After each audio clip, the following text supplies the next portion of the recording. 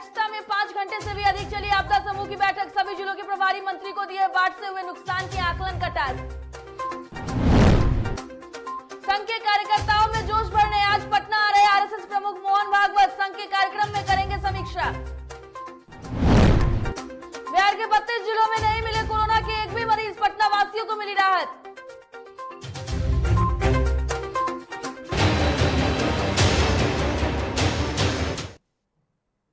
नमस्कार, डीटीवी भारत में आपका स्वागत है। मैं हूं पूजा वर्मा और शुरुआत करेंगे इस वक्त की बड़ी खबर से। इस वक्त की बड़ी खबर बिहार से सामने आ रही है, जहां बच्चों में वायरल बुखार के मामले बढ़ रहे हैं। तो बच्चों में बढ़ रहा वायरल बुखार का मामला लगातार तेजी से जो वायरल बुखार है उसका मामला बढ़ रहा है। अलर्ट पर सभी अस्पतालों को रखा गया है।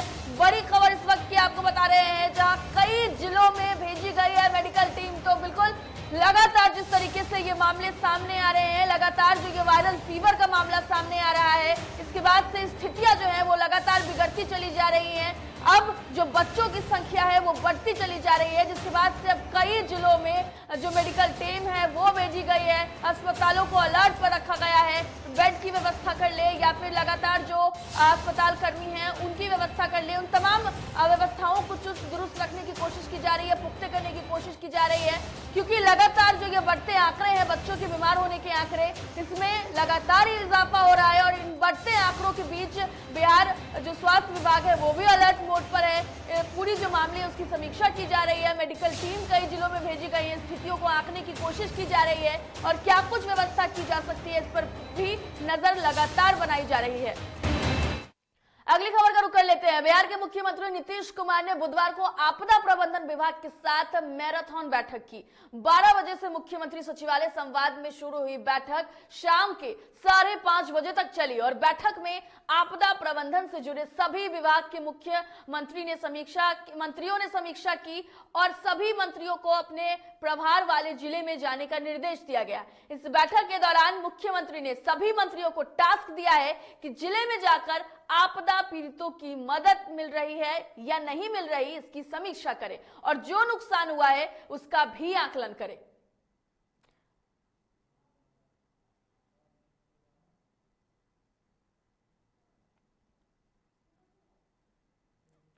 लोजपा सांसद चिराग पासवान और नेता प्रतिपक्ष तेजस्वी यादव की बुधवार को रावरी आवास में मुलाकात हुई।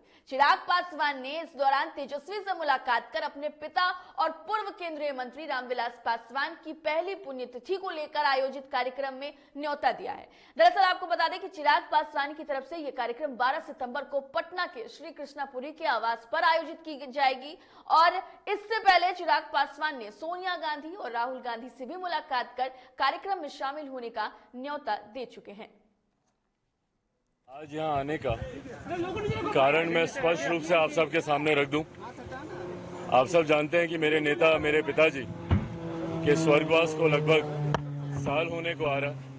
8 अक्टूबर को उनका निधन हुआ था और हम लोग यहाँ जो परंपरा है 11वें-12वें महीने में हम लोग बरखी करते हैं और बरखी का कार्यक्रम आगामी 12 तारीख को आयोजित हो रहा है। और उस सिलसिले में मेरे पिताजी की खूबसूरती उनके व्यवहार की ये थी कि सत्ता पक्ष के हों, विपक्ष के हों, सबके साथ उनके व्यक्तिगत संबंध बहुत खूबसूरत रहे। और यहाँ पर तेजस्वी भाई, इनके परिवार से एक लंबा रिश्ता रहा है। आदरणीय लालू जी से मेरे नेता, मेरे पिताजी के संबंध बहुत ही खूबसूरत, एक साथी के तौर पर, एक सहयोगी के तौर पर, समकक्ष काम करने वाले सहयोगी के तौर पर एक लंबे समय से पारिवारिक संबंध रहे हैं। इस नाते मुझे लगता है मेरे नेता अगर आज जीवित होते तो कोई भी ऐसा आयोजन होता तो जरूर चाहते कि आदरणीय लालू जी, उनके परिवार के लोग उसमें जरूर सम्मिलित हों। उन्हीं का अंश हूँ, इसीलिए मैं भी उस परंपरा को निभाना चाहता हूँ। और आज तेजस्वी भाई से मुलाकात का कारण भी यही रहा कि मैं आया हूँ इनको आमंत्रित करने के लिए कि 12 तारीख को जो बरखी का कार्यक्रम रखा गया है उसमें ये आए। कल संभवतः दिल्ली में मेरी आदरणीय लालू जी से भी मुलाकात करूंगा और जैसा मैंने कहा कि इसका एकमात्र लक्ष्य यही है कि जितने भी लोग जिन्होंने मेरे नेता के साथ कार्य किया है वो सब इस कार्यक्रम में श्रद्धांजलि उनको देने जरूर। जनता दल यूनाइटेड के संसदीय दल के अध्यक्ष उपेंद्र कुशवाहा बुधवार को बेगूसराय पहुंचे, जहां बड़ी संख्या में कार्यकर्ताओं और समर्थकों ने उनका भव्य स्वागत किया। जगह जगह कार्यकर्ताओं ने अंगवस्त्र के साथ साथ पुष्पमाला से उपेंद्र कुशवाहा का स्वागत किया। बाद में उन्होंने एक प्रेस वार्ता का आयोजन किया, जिसमें कुशवाहा ने कहा कि पूरे बिहार की यात्रा पर निकले हैं और तकरीबन 12 जिलों की यात्रा संपन्न हो चुकी है। इस यात्रा के दौरान संगठन को मजबूत करने का प्रयास किया जाएगा। वहीं तेजस्वी और चिराग की मुलाकात पर तंज कसते हुए कुशवाहा ने कहा है कि दोनों की मुलाकात से जेडीयू का कुछ नहीं बिगड़ने वाला। मजबूती के लिए, पार्टी की मजबूती के लिए जो कुछ भी करना होगा करेंगे। हमारी कोशिश है, पूरी पार्टी का संकल्प है कि जनता दल यूनाइटेड को फिर से बिहार में नंबर 1 की पार्टी बनाया जा सके। तो इस दिशा में हमारी यह यात्रा एक बड़ी कोशिश है। इसी क्रम में हम आपके बीच आए हैं। मेरे पीछे कमर में चोट लगा है, सरकार काम भी कर रही है, धक्का दिया जा रहा है। आप तो खड़े ना आराम से, इसलिए आपको जहाँ भी कोई इस तरह की घटना होती है तो तत्परता पूर्वक कार्रवाई पुलिस प्रशासन के लोग भी करते हैं। और आप तो देख रहे हैं कि जनता दरबार के माध्यम से माननीय मुख्यमंत्री जी सीधे जनता से मुखातिब हैं। तो कोई इस तरह की बात वहाँ भी जाती है तो उस पर भी त्वरित कार्रवाई होती है। शासन प्रशासन का काम है त्वरित कार्रवाई करना। घटना होती है तो त्वरित कार्रवाई भी हो रही है। ये तो क्या दिक्कत है भाई, एनडीए तो पूरी एकजुटता के साथ काम करना, पूरी मजबूती के साथ बिहार में एनडीए है। लेकिन बयानबाजी शुरू हो गई है, भाजपा की ओर से भी लगातार आ रहे हैं। किसी की ओर से कुछ नहीं है। बिहार में 2 सीटों पर होने वाले उपचुनाव को लेकर सियासी सरगर्मी तेज है। ऐसे में सभी पार्टियां चुनाव से पहले अपनी पैठ बनाने में जुटी हुई है। इसी कड़ी में सीएम नीतीश की यात्रा को लेकर कयास लगाए जा रहे हैं। दरअसल गुरुवार को सीएम नीतीश कुमार बिहार सरकार के पूर्व शिक्षा मंत्री और तारापुर से विधायक स्वर्गीय मेवालाल चौधरी के श्रद्धांजलि सभा में भाग लेने के लिए तारापुर जाने वाले हैं। वहीं मुख्यमंत्री के आने की सूचना से तारापुर उपचुनाव की सरगर्मी एक बार फिर बढ़ गई है। उपचुनाव को लेकर 1 माह के अंदर आधा दर्जन मंत्रियों और 10 से अधिक बड़े जेडीयू के नेता का दौरा हो चुका है।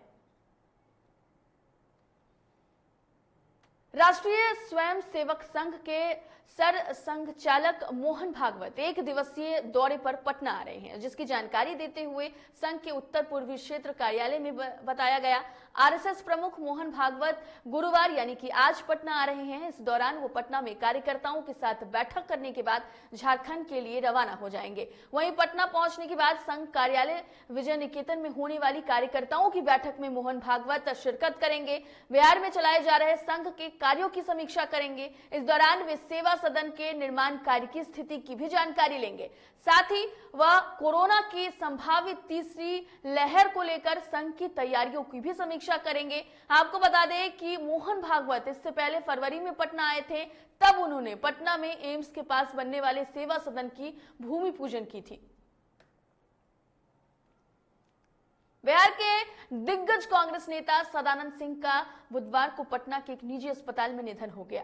मूल रूप से भागलपुर जिले के रहने वाले 76 साल के सदानंद सिंह लंबे समय से बीमार चल रहे थे। इसके बाद उनकी तबीयत बिगड़ गई, जिसकी वजह से उनका इलाज के लिए पटना के एक अस्पताल में भर्ती कराया गया था, जहां उन्होंने आखिरी सांस ली। वहीं सदानंद सिंह के निधन पर सियासी गलियारे में शोक की लहर दौड़ गई है। वहीं कांग्रेस के नेता सदानंद सिंह के निधन के बाद उनकी पार्थिव शरीर को अंतिम दर्शन के लिए विधानसभा में रखा गया था, जहां सीएम नीतीश, नेता प्रतिपक्ष तेजस्वी यादव समेत सभी दिग्गज नेताओं ने श्रद्धांजलि दी।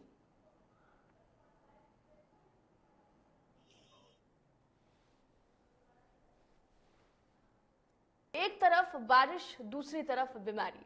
थोड़ी सी सतर्कता हटने से बड़ा खतरा हो सकता है। ऐसे में बिहार में निगम कर्मी हड़ताल पर चले गए हैं। वो निगम कर्मी जो हमारे आसपास के इलाकों को स्वच्छ रखते हैं, सड़क पर फेंके गए कचरे को हटाते हैं। लेकिन अब उन्हीं निगम कर्मियों ने अपने काम को छोड़ जनता को भी गंदगी में जीने को विवश कर दिया है। बिहार में एक नई बीमारी बच्चों के लिए खतरा बन रही है। ऐसे में शहर में बीचों बीच गंदगी से कई बीमारियों को न्योता दिया जा रहा है। बता दें कि 12 सूत्री मांगों को लेकर पटना नगर निगम कर्मचारियों ने हड़ताल किया है। कर्मचारियों की मांग है कि उन्हें समान काम के बदले समान वेतन दिया जाए, लेकिन सरकार उनकी नहीं सुन रही है। उनके साथ पक्षपात किया जा रहा है।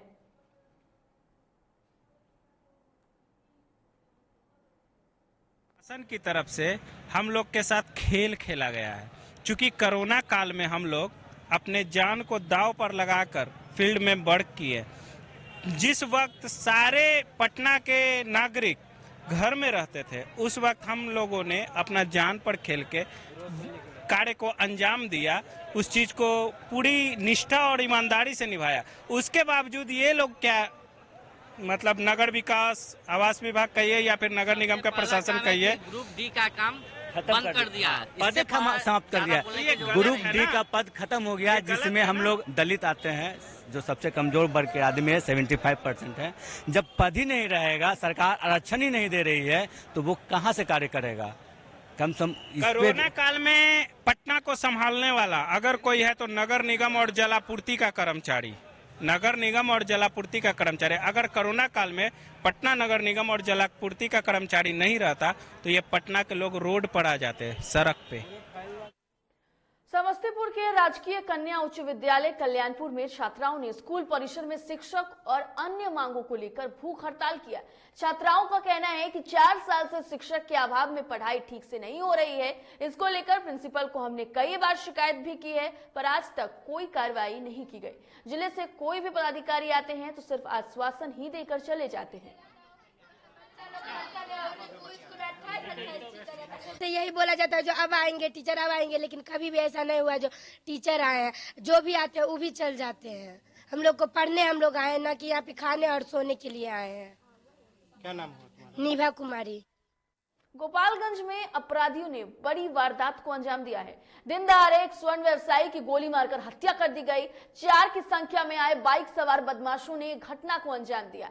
वारदात के बाद इलाके में हड़कंप मच गया है। मृत स्वर्ण व्यवसायी बिहार के सिवान जिले के रहने वाला बताया जा रहा है और जो किराए के मकान में रह रहा था और अपनी दुकान चला रहा था। आज शाम 5 बजे 2 मोटरसाइकिल से 4 अपराधकर्मी आए और IIT मोड़ के पास भीम यादव को, जिनका ज्वेलरी का दुकान है, गोली मारकर खड़ा। हम लोग अपराधी का पता लगा रहे हैं, जल्द में पता लगेगा। समस्तीपुर शहर में जाम की समस्या नासूर बन गई है। हर रोज शहर के सड़कों पर लोग जाम से कराहते रहते हैं, गाड़ियां रेंगती रहती हैं। शहर के मुख्य सड़क सहित आसपास की सभी सड़कों पर यातायात व्यवस्था चरमरा रही है। ओवरब्रिज, बूढ़ी गंडक नदी के साथ साथ रेलवे, पैदल, थानेश्वर मंदिर पुल पर भी दिन भर जाम लगा रहा। वाहनों की बात तो दूर, पुल और सड़क पर लोग पैदल भी नहीं चल पा रहे थे।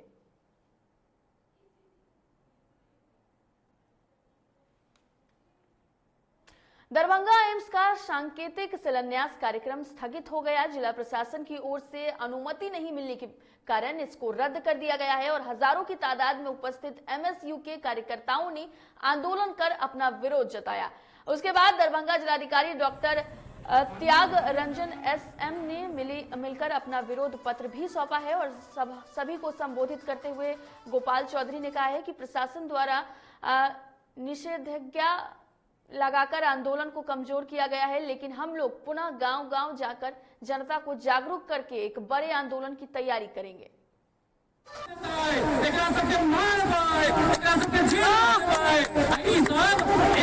आपको मालूम होगा कि DM कार्यालय से परमिशन नहीं मिला है।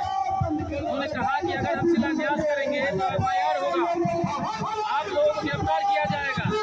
हम लोगों ने ये कहा कि आपने हमें यहाँ पे अनुमति नहीं दिया है शिलान्यास करने की, लेकिन हम लोग अब मिथिला के गाँव-गाँव में जाएंगे और गाँव-गाँव में शिलान्यास कराएंगे। कहाँ तक आप हमें रोकेंगे? आपने यहाँ रोका है, हम रुक गए क्योंकि हम गांधी को मानने वाले लोग हैं, गांधीवादी लोग हैं।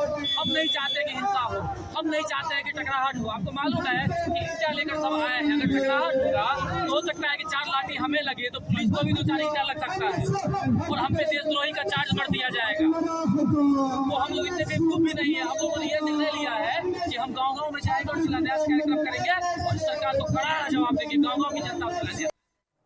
अब किसानों के खेत से सीधा सरकारी दरों पर सहकारी समिति द्वारा सब्जी खरीदा जाएगा। किसानों को औने पौने दामों में सब्जी बेचने वाले किसान PVCS से निबंधित होकर उच्च मूल्य पर सब्जी बेच पाएंगे। इसके लिए बसंतपुर प्रखंड के रतनपुर पंचायत में बसंतपुर प्रखंड प्राथमिकी सब्जी उत्पादक सहकारी समिति लिमिटेड का विधिवत शुभारंभ कर दिया गया।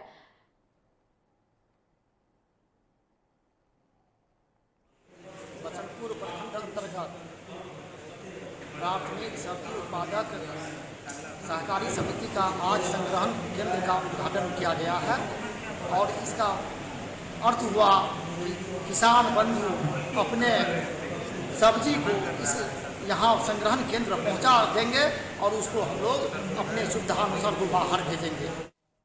नालंदा जिले के बिहार शरीफ में तीज को लेकर बाजारों में चहल पहल बढ़ गई है। ऐसे में महिलाएं 16 श्रृंगार के सामानों की खरीदारी में जुटी हुई दिखी। इसको लेकर शहर के आलमगंज चौक, बाजार, भरवा समेत सभी इलाकों में महिलाएं अपने मनपसंद सामानों की खरीदारी में व्यस्त दिखी। वहीं शगुन और श्रृंगार के संचालक सुधांशु का कहना है कि कोरोना के बाद पहली बार तीज में रौनक लौटी है, मगर खरीदारों में वह जोश नहीं दिख रहा है जो पूर्व में हुआ करती थी। श्रृंगार का सामान होता है, हम लोग कीन रहे हैं। क्यों किया जाता है? क्योंकि हस्बैंड के लिए किया जाता है, लंबी आयु के लिए। इसमें क्या क्या चीजें खरीदा?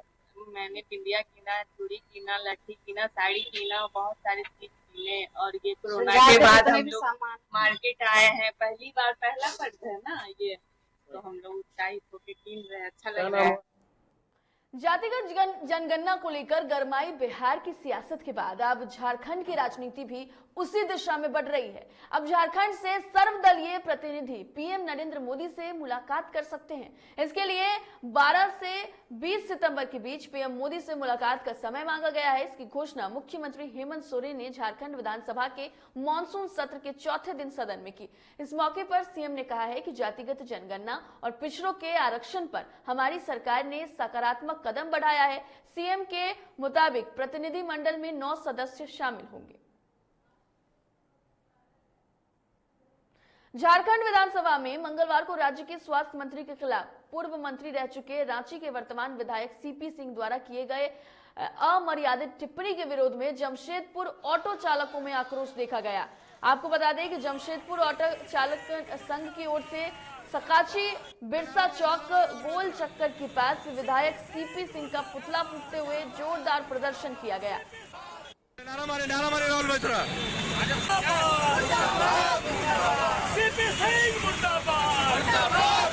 सब साक्षी प्रकरण कांग्रेस कमेटी के अंतर्गत हमारे साथ यहाँ पर ओबीसी प्रकोष्ठ के चेयरमैन बड़े धर्मेंद्र सोनकर जी, प्रदेश के अनुशासन समिति के सदस्य रियाजुद्दीन खान साहब, हमारी बहन अपर्णा गुहा जिला के वरीय उपाध्यक्ष एवं तमाम हमारे उपस्थित साक्षी प्रथम कांग्रेस कमेटी के सदस्यगण एवं समस्त साथीगण, आज हम सब यहाँ पर सीपी सिंह जी द्वारा इस तरीके का अमर्यादित और असंसदीय भाषा का प्रयोग जन के नेता बन्ना गुप्ता जी के लिए किया गया, इसके विरोध स्वरूप पूरे प्रदेश में और पूरे प्रखंड में हम लोगों ने पुतला दहन करने का कार्य किया है। सरायकेला में चक्रधरपुर रेल मंडल के डीआरएम विजय साहू और उनकी पूरी टीम विशेष सलून से बिहार स्पंज पावर लिमिटेड के रेलवे साइडिंग का निरीक्षण करने पहुंचे। 40 मिनट के समय में उन्होंने पूरी तरह से रेलवे ट्रैक और सभी चीजों का निरीक्षण किया और अधिकारियों को निर्देश दिया। बिहार स्पंज पावर लिमिटेड के रेलवे साइडिंग के वरीय महाप्रबंधक राकेश जैन ने बताया है कि 0 लेवल से ट्रैक और साइडिंग का काम किया गया। साइडिंग रीओपन हो रही है और इसके लिए इसका पूरा रेनोवेशन किया गया है। नए स्लीपर और पूरा track signalling system, OHE system, ये सारा किया गया है। तो मैं इसको इसी पर्पज से देखने आया हूँ कि इसमें जल्दी से जल्दी आगे लोडिंग शुरू हो जाए। देख लेते हैं, अभी सारी ट्रेनें ही रीइंट्रोड्यूस हो रही हैं और मुझे ऐसा लगता है कि मोरलेस सभी दिशाओं में एक ट्रेन तो मिनिमम अभी चल ही रही है। बाकी इस ट्रेन के बारे में सीनियर डीसीएम साहब आपको ब्रीफ कर देंगे। फिलहाल इस बुलेटिन में इतना ही। देश और दुनिया की तमाम खबरों के लिए देखते रहिए DTV भारत। मुझे दीजिए इजाजत। नमस्कार।